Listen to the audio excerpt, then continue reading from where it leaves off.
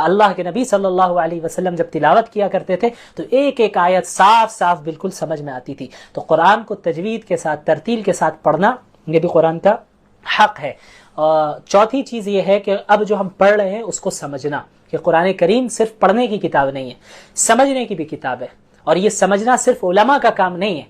اللہ تعالیٰ نے قرآن کریم میں فرمایا کتاب انزلناہ الیک مبارک لیدبروا آیاتہ ولیتذکر اولو الالباب، کہ یہ مبارک کتاب ہے جسے ہم نے نازل کیا ہے آپ پر، اسی لیے نازل کیا ہے اس مبارک کتاب کو تاکہ لوگ اس پہ غور و فکر کریں، تدبر کریں. تو یہ ہدایت کی کتاب ہے نا، نصیحت حاصل کرنے کی کتاب ہے. تو جب ہم سمجھیں گے ہی نہیں کہ قرآن میں کیا کہا گیا ہے تو ہم ہدایت کیسے حاصل کر سکتے ہیں؟ پانچویں چیز ہے قرآن پر عمل کرنا. دیکھیں اسلام میں علم کے ساتھ عمل کی بڑی اہمیت ہے. صرف علم بلا عمل ہو تو پھر ایسے علم کا کوئی فائدہ نہیں بلکہ نقصان ہے، وبال ہے. تو بلا علم کے عمل بھی درست نہیں اور بلا عمل کے علم بھی درست نہیں، بلکہ علم بالعمل ہونا چاہیے، کہ علم بھی ہو اور عمل بھی ہو. لہٰذا قرآن کریم میں ہم جو پڑھیں گے سمجھیں گے، یا جو خلاصہ اس لائیو سیشنز کے ذریعے آپ لوگوں کے سامنے پیش کیا جائے گا، ظاہر ہے پورے قرآن کی تفسیر نہیں آ سکتی لیکن بس ایک خلاصہ پیش کرنے کی کوشش کریں گے، اس کو بھی سمجھنا ہے اور اس پر عمل کرنا ہے، پریکٹس کرنا ہے، یہ بہت ضروری ہے. چھٹی چیز ہے کہ قرآن کریم کی تبلیغ کرنا. دیکھیں یہ امت جو ہے امت محمدیہ صلی اللہ علیہ وسلم، یہ امت دعوت ہے، یہ امت دعوت ہے. یہ امت بھیجی گئی ہے تمام انسانیت کے لیے، صرف اپنے لیے نہیں. آپ صرف اپنے لیے قرآن پڑھ کے سمجھ لیں عمل کر لیں یہ کافی نہیں ہے، بلکہ اسے پڑھنا ہے، سمجھنا ہے، ایمان لانا ہے، عمل کرنا ہے، پھر تبلیغ بھی کرنی ہے، دوسروں تک پہنچانا ہے، تمام انسانیت تک پہنچانا ہے اس قرآن کریم کے پیغام کو، کیونکہ یہ ہدی للناس ہے، تمام انسانیت کے لیے ہدایت نامہ ہے. تو اب سب سے پہلے جو ویورز جڑے ہوئے ہیں میں ان کو مبارکباد دینا چاہتا ہوں کہ یہ بھی جو آپ لائیو میں یہاں پر جڑے ہیں اور اس وقت اس قرآن کے خلاصہ کو سننے کے لیے اور قرآن کو سمجھنے کے لیے آپ دیکھ رہے ہیں اس وقت، یہ کوئی معمولی بات نہیں ہے. آپ اپنے سے نہیں آئے بلکہ اللہ نے آپ کو توفیق دی ہے. اللہ نے آپ کو اس بات کی توفیق دی ہے کہ آپ کچھ وقت نکالیں اپنے بزی شیڈیول سے تاکہ آپ اس کے کلام کو سمجھ سکیں. یہ بہت بڑی توفیق ہے. تو سب سے پہلے آپ حضرات کو مبارکباد دینا چاہتا ہوں کہ آپ رمضان کی پہلی رات میں اس مبارک کام میں آپ حصہ لے رہے ہیں. جزاکم اللہ خیرن. تو یہ جو 6 حقوق ہیں قرآن کریم کے، تو ان پر ہمیں سب سے پہلے عمل بھی کرنا ہے قرآن کو سمجھتے ہوئے. ٹھیک ہے، مختصراً میں بتا دوں، ایمان لانا، تعظیم کرنا، اچھے انداز میں تجوید کے ساتھ تلاوت کرنا، اس کے بعد ہے عمل کرنا، اس کو سمجھنا، نمبر 5 ہے اس پر عمل کرنا، اور اس کے بعد ہے کہ اس قرآن کریم کی تبلیغ کرنا. یہ بہت ضروری ہے. تو اب آئیں، اب ہم پہلے پارے کی طرف بڑھتے ہیں. قرآن کی ابتدا ہوتی ہے سورۃ الفاتحہ سے. سب کو معلوم ہے فاتحہ کا مطلب کیا ہوتا ہے. فتح عربی میں کہتے ہیں کھولنے کو. ٹھیک ہے، تو اس سورت کو فاتحہ اس لیے کہا گیا چونکہ یہ سورت پورے قرآن کی بگننگ میں ہے، شروع میں ہے. تو گویا یہ سورت پورے دیگر سورتوں کو اور پورے قرآن کو کھول رہی ہے. اسٹارٹنگ یہاں سے ہو رہی ہے، بگننگ یہاں سے ہو رہی ہے پورے قرآن کی. تو اس وجہ سے اس سورت کو الفاتحہ کہا جاتا ہے. اس کے علاوہ بھی سورت الفاتحہ کے بہت سے نام ہیں اور علماء نے مختلف نام گنوائے ہیں، جن میں ام الکتاب بھی کہا جاتا ہے سورت الفاتحہ کو. اس کے علاوہ ام القرآن بھی کہا جاتا ہے. ام القرآن کا مطلب کیا ہوا؟ پورے قرآن کی اصل. ام القرآن سورت الفاتحہ کو کیوں کہا جاتا ہے؟ بہت اہم سورت ہے. کیوں کہا جاتا ہے؟ کیونکہ یہ سورت ایسی ہے جس میں پورے قرآن کا نچوڑ موجود ہے. پورے قرآن میں کیا ہے؟ توحید کا ذکر ہے، رسالت کا ذکر ہے، قیامت آخرت کا ذکر ہے، احکامات کا ذکر ہے کہ اللہ نے جو آرڈرز دیے ہیں، ماننے والوں کا ذکر ہے، نہ ماننے والوں کا ذکر ہے. تو یہ ساری چیزیں پورے قرآن میں تفصیل کے ساتھ پھیلی ہوئی ہیں پورے 30 پارے میں. لیکن سورۃ الفاتحہ میں ان تمام چیزوں کا نچوڑ موجود ہے. سورۃ الفاتحہ میں ان تمام چیزوں کا خلاصہ، اس کی سمری موجود ہے. اس لیے اس سورت کو، سورۃ الفاتحہ کو ام القرآن بھی کہا جاتا ہے کہ پورے قرآن کی اصل ہے، یہ پورے قرآن کی اصل ہے. تو اب وہ کیسے؟ اب آپ دیکھیں، الحمدللہ رب العالمین الرحمن الرحیم، تمام تعریفیں اس اللہ کے لیے جو تمام عالم کا رب ہے، بڑا رحمان ہے اور رحیم ہے، رحم کرنے والا ہے. تو اس میں توحید داخل ہے کہ ایک اللہ کی عبادت کرنے کی طرف بلایا جا رہا ہے، ایک اللہ کی تعریف کرنے کی طرف بلایا جا رہا ہے. تو پورے قرآن میں جہاں توحید کی تفصیل موجود ہے، سورۃ الفاتحہ میں اس کا نچوڑ موجود ہے. یہ پہلی آیت میں توحید کی دعوت دی جا رہی ہے. توحید کسے کہتے ہیں؟ ایک اللہ کو ماننا، اللہ کی ذات میں بھی کسی کو شریک نہیں ٹھہرانا، اللہ کی صفات میں بھی کسی کو شریک نہیں ٹھہرانا. عبادت کے لائق بھی صرف اللہ ہے. دعا بھی اگر کسی سے مانگی جائے گی صرف اللہ سے مانگی جائے گی. عبادت بھی کسی کے سامنے کی جائے گی تو صرف اللہ سے کی جائے گی. جیسا کہ یہاں پہ ہے ایاک نعبد و ایاک نستعین. اس میں احکامات کا بھی بیان ہے کہ ہم آپ کی ہی عبادت کرتے ہیں اور آپ سے ہی مدد چاہتے ہیں. تو مدد کس سے چاہیں گے؟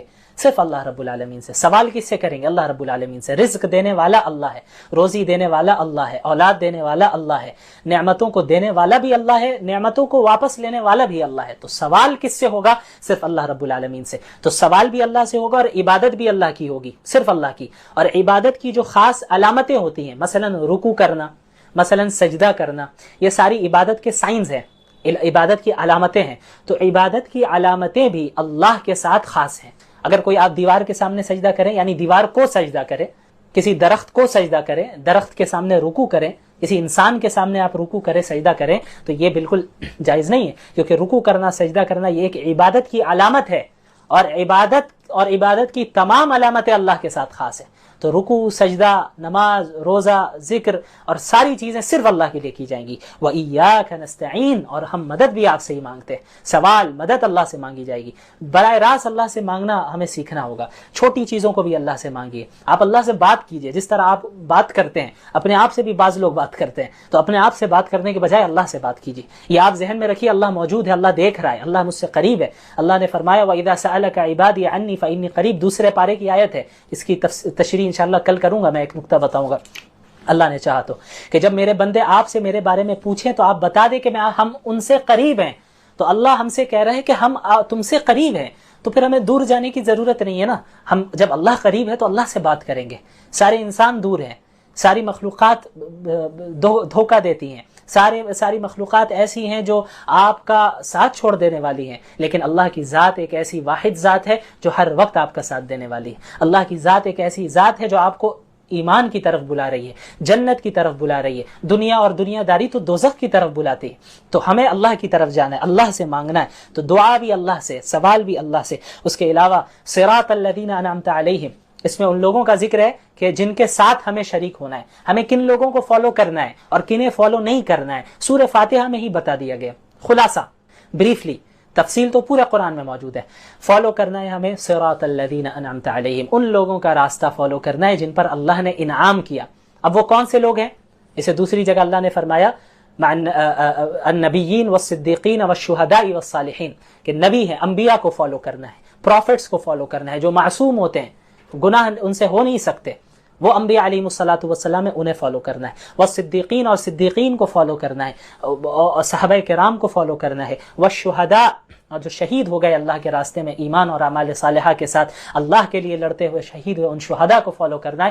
والصالحین، اور نیک لوگوں کو فالو کرنا ہے، اچھے لوگوں کو فالو کرنا ہے، سلف صالحین کو فالو کرنا ہے، کہ ان حضرات وہ حضرات ہیں جو کتاب و سنت کے مطابق عمل کرتے ہیں. ہم انہی حضرات کے راستے کی طرف ہدایت کی دعا اللہ سے ہر نماز میں مانگتے ہیں، صراط الذین انعمت علیہم. اور کن لوگوں کے ساتھ نہیں ہونا ہے؟ غیر المغضوب علیہم ولا الضالین، ان لوگوں کا راستہ نہ دکھائیے یا اللہ. ہمیں ان لوگوں کو فالو نہیں کرنا ہے جو مغضوب ہے، مغضوب علیہم. مغضوب علیہم کا کیا مطلب ہوتا ہے؟ جن پر اللہ کا غضب نازل ہوا، جن پر اللہ کا غصہ نازل ہوا. یہ کون لوگ ہیں؟ مفسرین نے بتایا کہ یہود ہیں. تو یہود کیسے ہو گئے مغضوب علیہم؟ ان کے پاس علم موجود تھا، تورات کا علم تھا، تورات میں مذکور تھا کہ محمد رسول اللہ صلی اللہ علیہ وسلم آخری نبی آئیں گے، لیکن انہوں نے ریجیکٹ کر دیا. علم ہونے کے بعد بھی عمل نہیں کیا. تو جو لوگ علم ہونے کے باوجود اللہ کی نافرمانی کرتے ہیں، عمل نہیں کرتے، وہ مغضوب علیہم ہیں، ان پر اللہ کا غضب نازل ہوتا ہے. تو ہم سب پناہ چاہتے ہیں ایسے افراد میں ہم داخل نہ ہو. اور ولا الضالین، اور نہ ہی ہم ضالین میں ہونا چاہتے ہیں. ضالین کون ہے؟ جو لوگ گمراہ ہیں، سیدھے راستے سے بھٹکے ہوئے. یہ وہ لوگ ہیں جن کے پاس علم ہی نہیں ہے، علم کے بغیر عمل کرتے ہیں. اور ظاہر ہے جب علم کے بغیر عمل کیا جائے گا تو پھر بدعات داخل ہو جائیں گی، خرافات داخل ہو جائیں گی، اور آپ ادھر ادھر بھٹکنے لگیں گے، سیدھے راستے سے ہٹ جائیں گے. تو یہ ضالین ہے جن میں نصارہ کو مفسرین نے ذکر کیا ہے. تو نہ ہمیں ایسا بننا ہے کہ علم ہونے کے باوجود ہم عمل نہ کریں، اور نہ ایسا کرنا ہے کہ ہم اندھی تقلید کریں، بلائنڈلی فالو کریں کسی کو بھی. علم نہیں ہے بس جو کر رہا ہے ہم بھی کرنے لگ جائیں، یہ بھی نہیں. ہمیں کتاب و سنت اور سلف صالحین کو تھامے رکھنا ہے. بہرحال سورۃ الفاتحہ یہ بہت اہم سورت ہے، اس کا خلاصہ مختصراً میں نے بتا دیا. اس کے بعد سورۃ الفاتحہ کے بعد جس سورت کی ابتدا ہوتی ہے اسے سورۃ البقرہ کہتے ہیں. اب بقرہ کا مطلب کیا ہوا؟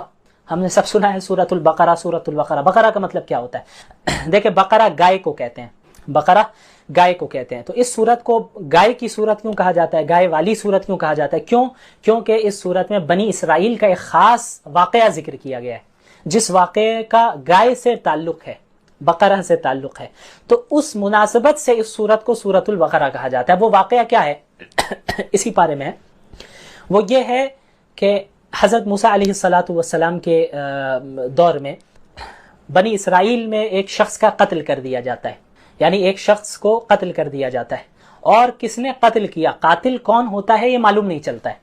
तो बनी इसराइल के लोग आते हैं अल्लाह के नबी हज़रत मूसा अलैहिस्सलातु वस्सलाम के पास और आकर अर्ज़ करते हैं कि ए मूसा अलैहिस्सलाम, हमें इसके कातिल का पता ही नहीं चल रहा है कि किसने इसे कत्ल कर दिया है, आप अल्लाह रब्बुल आलमीन से दुआ करें कि हमें कातिल का पता बता दें। तो हज़रत मूसा अलैहिस्सलातु वस्सलाम दुआ करते हैं। दुआ करने के बाद अल्लाह रब्बुल आलमीन की तरफ से हुक्म होता है कि इनसे कहो कि एक गाय को ज़बह करें, और फिर ज़बह करने के बाद उसी गाय के एक हिस्से से उस मकतूल को, यानी जो मर चुका है, जिसका कत्ल किया गया है, उसके बॉडी में टच करें। तो इससे होगा ये कि वो इंसान दोबारा जिंदा होगा और ये बता देगा कि कातिल कौन है, मुझे किसने मारा, और बताकर फिर मर जाएगा। तो ये एक मौजज़ा था जिसे हज़रत मूसा अलैहिस्सलातु वस्सलाम के ज़रिए सादिर करवाना था अल्लाह रब्बुल आलमीन को। तो ऐसा ही हुआ। फिर पूरी तफसीलात है, चूँकि ये मुझे खुलासा बयान करना है तो मैं ज़्यादा डिटेल में नहीं जाऊँगा। बड़े आसानी से, ऐसा नहीं हुआ उन्होंने ज़बह किया, जो बनी इसराइल की आदत है वो आदत क्या थी मैं अभी बताता हूँ आपको। तो हुआ ये कि ज़बह किया उन लोगों ने आखिर में, और फिर उस गाय के एक हिस्से से उस मकतूल को टच किया और वो मकतूल जिंदा हुआ और कातिल का पता बता दिया। तो ये कराने का एक ये जो मौजज़ा था, इसका एक ख़ास मकसद भी था अल्लाह रब्बुल आलमीन का। एक मकसद तो बहुत बड़ा ये था कि बहुत से लोग बनी इसराइल में ऐसे थे जो बाअथ बिल बादल मौत के कायल नहीं थे, यानी मौत के बाद हम दोबारा जिंदा होंगे आखिरत के लिए, इसका अकीदा नहीं था उनके यहाँ। तो अल्लाह रब्बुल आलमीन ने इस मौजज़े के ज़रिए उन्हें दिखाया कि देखो, जिस तरह इस गाय को तुमने ज़बह कर दिया था, ये गाय मर चुकी थी, लेकिन उसके बाद अल्लाह ने इसे दोबारा जिंदा किया, तो इसी तरह तुमको भी जिंदा कर देना, ये कोई बड़ी बात नहीं है अल्लाह रब्बुल आलमीन के लिए। अल्लाह बड़ी आसानी से ऐसा कर सकता है। इसके अलावा बनी इसराइल चूंकि बहुत ऐसी कौम थी जो अल्लाह की नेमतों की नाशुक्री किया करती थी, हर जगह अल्लाह रब्बुल आलमीन, और इस पारे में तकरीबन पहले पारे में बनी इसराइल का ही जिक्र है। वो उनकी सबसे बड़ी खराबी ये थी कि अल्लाह की नेमतों की नाशुक्री किया करते थे। दावा तो था कि हम मूसा के मानने वाले हैं, ठीक हमारे तरह, हम और आप जैसे आज है वैसे ही थे वो। हम दावा करते हैं कि हम मोहम्मद रसूलुल्लाह के फॉलोवर्स हैं, लेकिन जब अमल करने का टाइम आता है तो रसूलुल्लाह की मुखालफत करते हैं, रसूलुल्लाह की सुन्नतों को ही तर्क करते हैं। हम जैसा करते हैं वैसे ही वो करते थे। वो मानते थे, हजरत मूसा को सामने कहते थे ठीक है आपके साथ हम चल रहे हैं, फिरौन के पास से बचकर भाग रहे हैं ये लोग हजरत मूसा अलैहिस्सलातु वस्सलाम के पास के साथ, आगे समंदर है, पीछे उसका लश्कर मौजूद है फिरौन का। तो अब हजरत मूसा ही को कह रहे भाई क्या हुआ, खामखा आप हमको लेकर आ गए, अच्छा था हम गुलामी ही कर रहे थे, वही सही था, अब आगे समंदर है हम कैसे जाएंगे। तो जब अपना मतलब उन्हें नजर आता तो हजरत मूसा की इत्तिबा करते, लेकिन जहां अब थोड़ी सी फराखी आ जाती और देखते हैं कि भाई अब तो मसला नहीं है, तो हजरत मूसा की ही नाफरमानी करने लग जाते थे। अल्लाह ताला ने इन पर कितनी नेमतें की, फिरौन से बचाया, समंदर को फाड़ कर बीच से रास्ता निकाला, आसमान से मन और सलवा नाजिल किया, तरह तरह की चीजें नेमतें इनको दी, लेकिन बार बार गुमराही में जाते, ये अपनी मर्जी से जाते। यही हुआ कि जब हजरत मूसा अलैहिस्सलातु वस्सलाम हजरत फिरौन के पास, हजरत फिरौन नहीं, वो फिरौन के पास से जो है बचकर निकल आए, अल्लाह ने उन्हें नजात दे दी। तो हुआ ये कि बनी इसराइल एक कौम के पास से गुजरने के बाद, वो कौम ऐसी थी जो एक बुतों की इबादत करती थी। तो इन्हें देखकर मजा आया कि अरे मूसा अलैहिस्सलाम, ये कौम तो जो है इबादत कर रही है बुतों की, तो आप भी एक खुदा बना के दीजिए ना, आप भी एक बुत हमें बना कर दीजिए जिसकी हम इबादत करें। तो हजरत मूसा भी परेशानी, यार ये कैसी जाहिल कौम है कि जिनको हमने अल्लाह के पास से बचाया, अल्लाह रब्बुल आलमीन के फजल से अल्लाह रब्बुल आलमीन ने इन्हें बचाया, जुल्म से बचाया, फिरौन के जुल्म से बचाया, नजात दे दी तौहीद की दावत की बुनियाद पे, तौहीद के कायल होने की बुनियाद पे, और इसने जो है बुतों को देख लिया और फिर कह रही है कि ये कौम के अब बुत हमें भी बना कर दे दें। तो हजरत ये आयत है इजअल लना इलाहन कमा लहुम आलिहा। बहरहाल तो हुआ ये कि हजरत मूसा अलैहिस्सलातु वस्सलाम को अल्लाह रब्बुल आलमीन ने तौरात देने के लिए कोहे तूर पर बुलाया था 40 रातों के लिए। इसकी तफसील गुजरेगी जब मैं इंशाल्लाह बताऊंगा।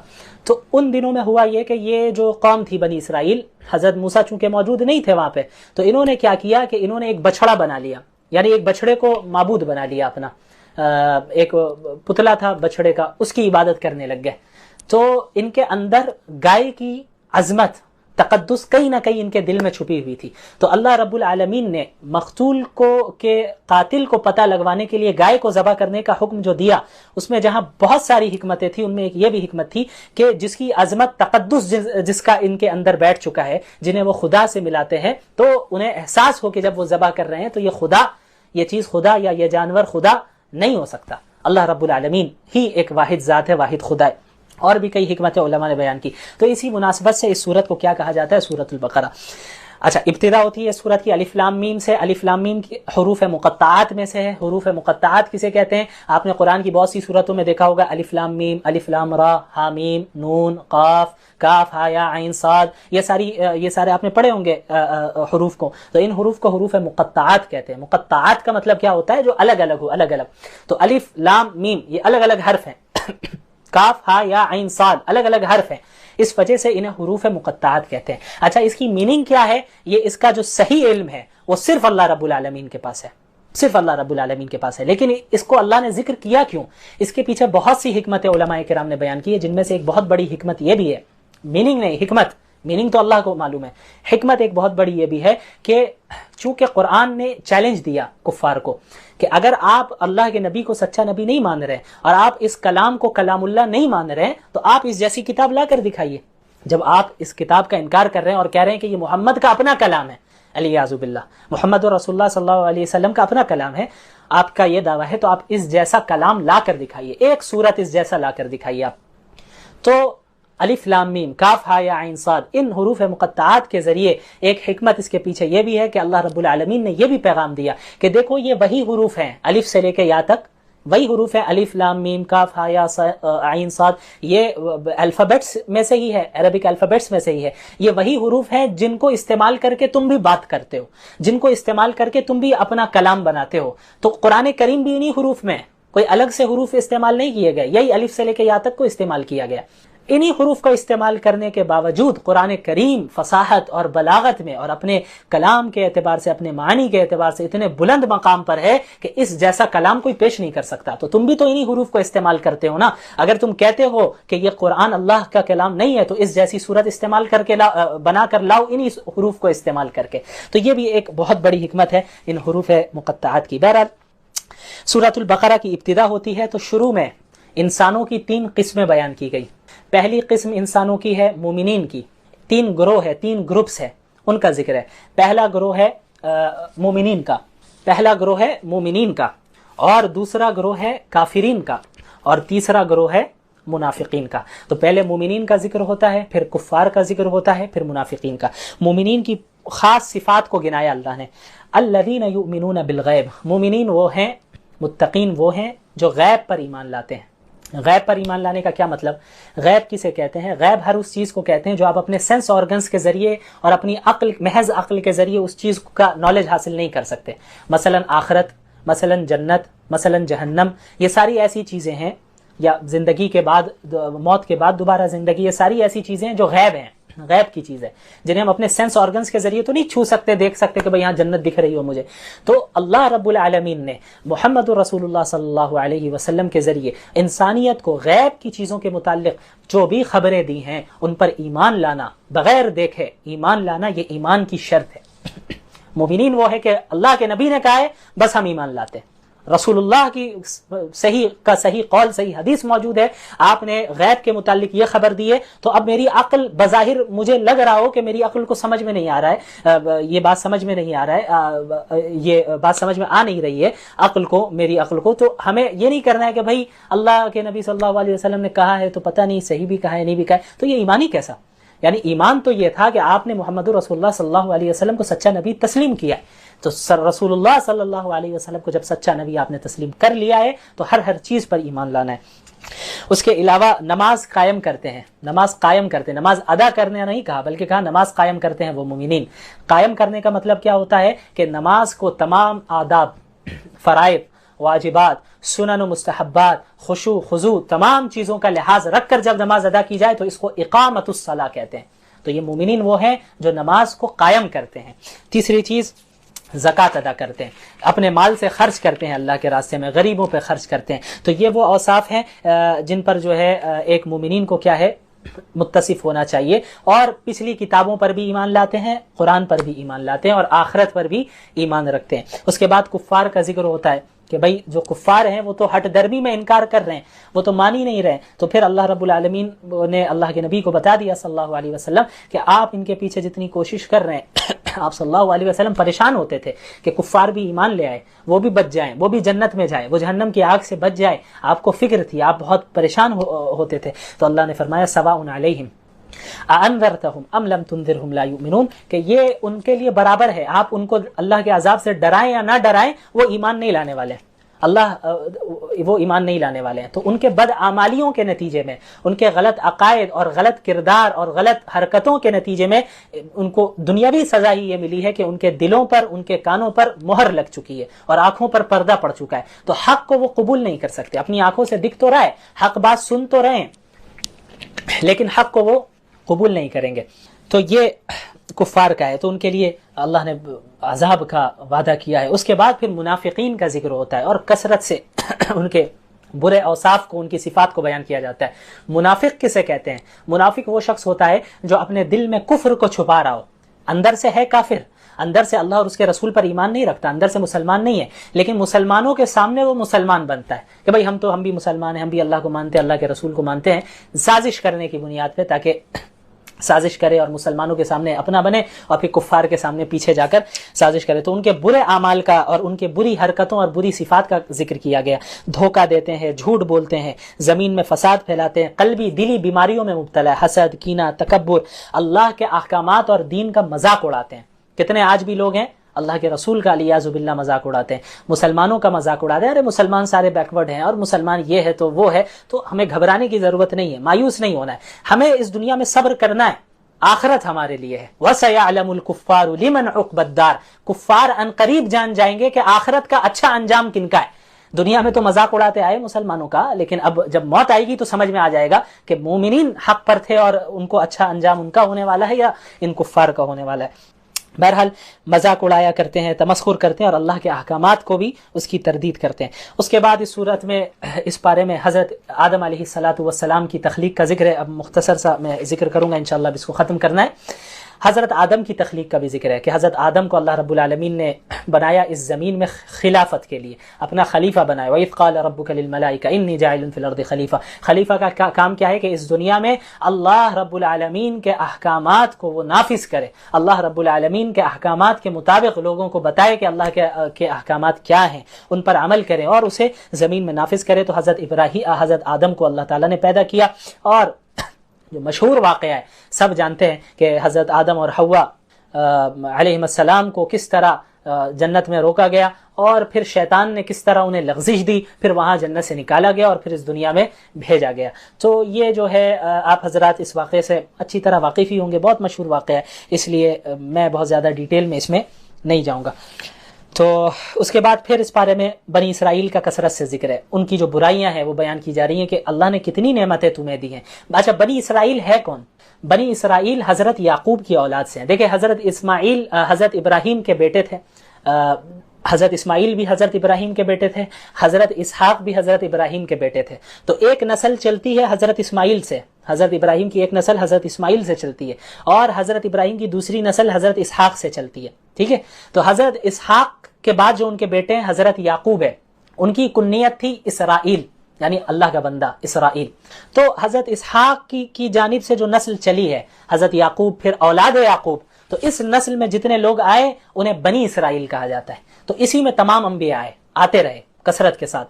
اچھا، حضرت ابراہیم کے بعد جو حضرت اسماعیل ہیں، ان کی جو نسل چلی، تو حضرت اسماعیل کے بعد اور کوئی نبی نہیں آئے، آخر میں ڈائریکٹ محمد الرسول اللہ صلی اللہ علیہ وسلم آئے۔ تو محمد الرسول اللہ صلی اللہ علیہ وسلم حضرت اسماعیل کی نسل سے تھے۔ تو یہ حضرت اسحاق کی جو نسل چلی، حضرت اسحاق، پھر یعقوب، اور پھر نیچے جو نسل چلی، انہیں بنی اسرائیل کہتے ہیں۔ تو ان میں کثرت سے اللہ تعالیٰ نے انبیاء کو بھیجا ہے۔ تو ان پر اتنی نعمتیں کی، اس کے باوجود اللہ کی نافرمانی کرتے، کئی انبیاء کو بنی اسرائیل نے قتل کیا، اور دعویٰ ہوتا تھا کہ بھائی ہم تو انبیاء کی اولاد میں سے ہیں، ہم تو بنی اسرائیل ہیں، ہم تو حضرت ابراہیم اور یعقوب اور اسحاق کی اولاد میں سے، ہم میں انبیاء پیدا ہوتے ہیں، تو ہم تو اللہ کے محبوب ہیں۔ تو اللہ تعالیٰ نے انہیں جو ہے ٹھیک کیا کہ بھئی اللہ کا وہی ہوگا جو عمل درست کرے گا. محض کسی خاندان میں, نبی کے خاندان میں ہو جانا یہ کافی نہیں ہے نجات کے لیے. نجات تو اسی وقت ملے گی جب عقائد بھی درست ہوں گے, اعمال صالحہ بھی درست ہوں گے, انبیاء کی اتباع بھی کرو گے. تو بنی اسرائیل نے کثرت سے جو ہے خلاف ورزی کی اور نافرمانی کی. بار بار ان کی تلقین کی جا رہی ہے کہ ان کو تلقین کی جا رہی ہے کہ سیدھے راستے پہ آؤ. حضرت موسیٰ پریشان ہو جایا کرتے تھے. چند تو ہوتے تھے افراد ایسے جو بالکل اطاعت کرتے تھے, لیکن ایک بڑی تعداد ایسی ہوتی تھی جو وقتی طور پر اطاعت کرتی اور پھر نافرمانی کرنے لگ جاتی, جو ہم اور آپ جیسا کہ آج کر رہے ہیں. تو ان کو بھی بہت اللہ رب العالمین نے ان کے متعلق بہت سی باتیں سنائی ہیں. اس کے بعد ایک بہت ہی اہم بات, چونکہ ان کا ایک بہت بڑا جرم یہ بھی تھا کہ یہ تحریف کرتے تھے. تحریف کسے کہتے ہیں؟ کہ تبدیل کر دینا. اللہ کی کتاب میں تورات میں انہوں نے تبدیلی کی. اللہ نے آیت نازل کی ہے کچھ اور یہ بیان کر رہے ہیں کچھ کہ بھئی یہاں تورات میں یہ لکھا ہے, حالانکہ ایسا نہیں لکھا. تو قرآن کو بھی بعض لوگوں نے بدلنے کی کوشش کی, تو تحریف کرنے کی کوشش کی, لیکن قرآن الحمدللہ چونکہ اللہ نے اس کی حفاظت کا وعدہ لے رکھا ہے آج تک محفوظ ہے. پچھلی کتابوں کی حفاظت کا وعدہ اللہ نے نہیں لے رکھا تھا, تو اس میں تحریف ہو گئی, تبدیلی ہو گئی. تو تحریف کی بھی دو شکلیں ہوتی تھی. ایک یہ کہ آیت تو ایک ہی ہے, تورات میں ایک ورس, ایک آیت نازل ہوئی, اس کی آیت وہی ہے, الفاظ میں کوئی چینجنگ نہیں کی, لیکن جس مطلب میں نازل ہوئی اس کے علاوہ اپنے طرف سے مطلب بناتے, نہیں اس کا یہ نہیں, اس کا یہ مطلب ہے. تو یہ بھی تحریف ہے. اور دوسری چیز یہ ہے کہ وہ الفاظ کو بھی بدل دیا کرتے تھے. تو آج جو ہمارے پاس تورات موجود ہے, انجیل موجود ہے, بائبل موجود ہے, تو وہ اپنی اصل صورت میں نہیں ہے, اس میں تبدیلیاں آ چکی ہیں. تو یہ تحریف بھی بہت بڑا جرم تھا, تو یہ بھی وہ کیا کرتے تھے. اس کے بعد پھر وہی اس کا ذکر ہے بقرہ کا جو میں نے پہلے ہی بتا دیا. اس کے بعد ہاروت اور ماروت کا ذکر ہے. ہاروت اور ماروت دو اچھا, یہودیوں میں ایک بہت بڑا جرم سحر کا بھی تھا. سحر کیا کرتے تھے یہ, اور آج بھی بہت زیادہ ہے ان میں, کہ سحر کرتے اور سحر کے ذریعے میاں بیوی کے درمیان تفریق پیدا کرتے, سحر کر کے لوگوں کو تکلیف پہنچاتے. تو سحر کرنا کفر ہے, اتنا بڑا جرم ہے, اس کے باوجود یہود کیا کرتے تھے. تو اللہ رب العالمین نے جو آیت نازل کی وما انزل علی الملکین ببابل ہاروت و ماروت, تو اللہ رب العالمین نے ہاروت اور ماروت نامی دو فرشتوں کو ان کے یہاں بھیجا, ان کے پاس اتارا اور سحر کا علم سکھا کر بھیجا. ان کا کام یہ تھا کہ ان کے پاس جاتے اور انہیں بتا دیتے کہ بھائی سحر کا یہ بھی عمل ہے, ایسا بھی سحر ہوتا ہے, ویسے بھی سحر ہوتا ہے, یہ تمام چیزیں کفر ہیں, ان سے بچے رہنا ورنہ تم اس دین سے پھر جاؤ گے. ان چیزوں میں کوئی اختیار نہ کرنا, سحر نہ کرنا اور نہ کروانا. لیکن اس کے باوجود ان لوگوں نے وہ کیا کرتے تھے, ہاروت ماروت کے پاس جاتے ہیں اور سیکھ لیتے ہیں کہ بھئی آپ کو کیا معلوم ہے, بتائیے کون کون سی چیزیں ہیں, کس طرح سحر کیا جاتا ہے, کون کون سا عمل ہے. تو وہ بتانے سے پہلے بھی بول دیتے تھے کہ دیکھو یہ کفر ہے کرنا, میں تمہیں سمجھا دے رہا ہوں کہ یہ بھی طریقہ یہ بھی طریقہ ہے, کہ ان تمام طریقوں سے تم بچے رہو, اس لیے سمجھایا جا رہا ہے. لیکن وہ لوگ جاتے ان کے سامنے کہ ہاں آپ سمجھائیے, اور سمجھانے کے بعد سیکھ لیتے نئے نئے طریقے اور پھر سحر کرتے دوسروں کے اوپر.